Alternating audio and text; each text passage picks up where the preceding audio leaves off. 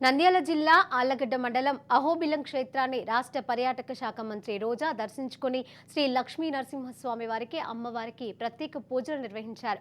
అహోబిలేశ్వని పారువేట మహోత్సవాన్ని ప్రభుత్వం రాష్ట్ర పండుగగా గుర్తించిన నేపథ్యంలో శ్రీ లక్ష్మీ నరసింహస్వామి వారికి అమృతావల్లి అమ్మవారికి ప్రభుత్వం తరఫున రోజా పట్టు వస్త్రాలను సమర్పించారు. ఈ సందర్భంగా వేద పండితులు పూర్ణ కుంభంతో స్వాగతం పలికారు. అనంతరం ఆమె శ్రీ లక్ష్మీ నరసింహస్వామి, శ్రీదేవి భూదేవి అమ్మవార్లకు నిర్వహించిన అభిషేక కార్యక్రమంలో పాల్గొన్నారు.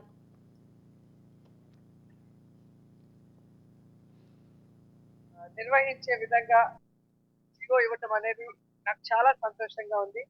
నేను ఆ శాఖకి మంత్రిగా ఉన్నప్పుడు అది జరగటం నా అదృష్టంగా భావిస్తున్నాను. ముఖ్యంగా జగనన్నకి మనస్ఫూర్తిగా కృతజ్ఞతలు తెలియజేసుకుంటున్నాను.